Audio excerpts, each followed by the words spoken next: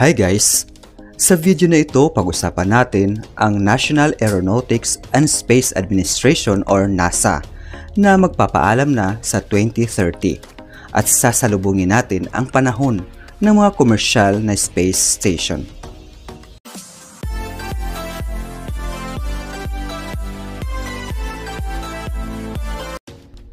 Sa loob ng 24 oras bawat araw, 7 araw sa isang linggo, mula pa noong Nobyembre 2000, pinananatili ng NASA at ng mga internasyonal na katuwang nito ang tuloy-tuloy na presensya ng tao sa low Earth orbit, kabilang ang hindi bababa sa isang Amerikano, isang record na malapit nang umabot ng 25 taon.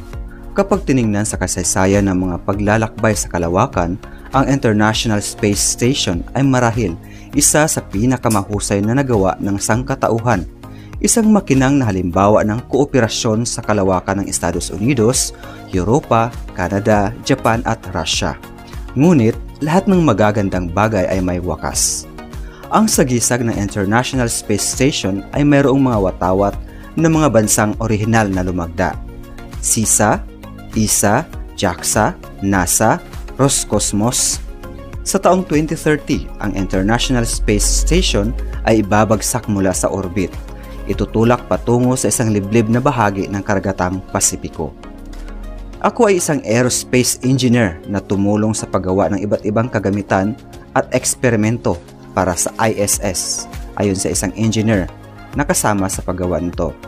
Bilang bahagi ng komunidad ng space flight sa loob ng mahigit 30 taon at miyembro ng National Aeronautics and Space Administration or NASA sa loob ng 17 na taon, mahirap para sa akin na makita ang pagtatapos ng ISS or International Space Station.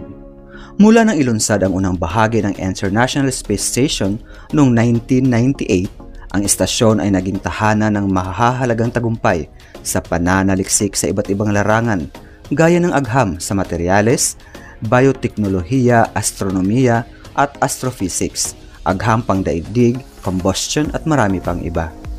Nakagawa ang mga astronaut ng mga eksperimento sa loob ng istasyon at mga kargamentong nakadikit sa panlabas nito na nagresulta ng maraming publikasyon sa mga prestihiyosong siyentipikong journal.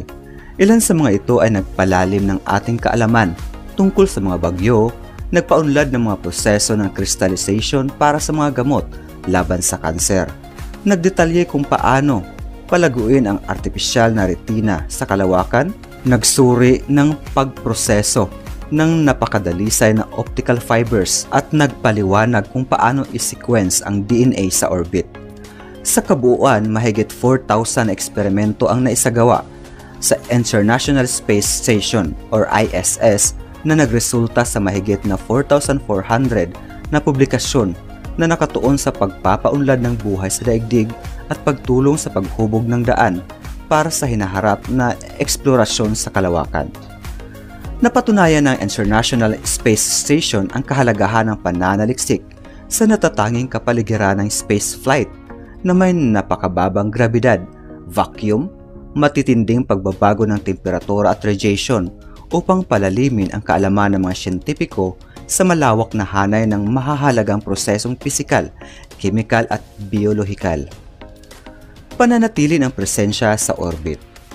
Ngunit sa pagre-retiro ng istasyon, hindi iniiwan ng National Aeronautics and Space Administration or NASA at ng mga internasyonal na katuwang nito ang kanilang himpilan sa low Earth orbit.